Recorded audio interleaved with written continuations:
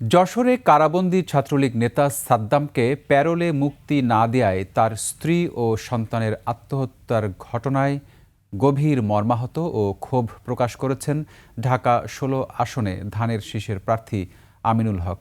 তিনি বলেছেন, আমরা বিগত সরকারের সময় দেখেছি আমাদের অনেক ভাইদের বাবা মা মারা গেলেও তাদের প্যারোলে মুক্তি দেওয়া হয়নি।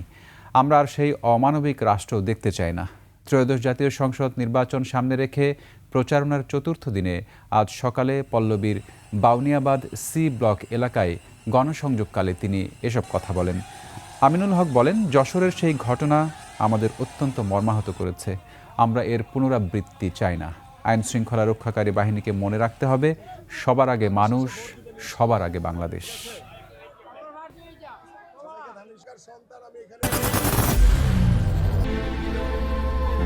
I am Ox.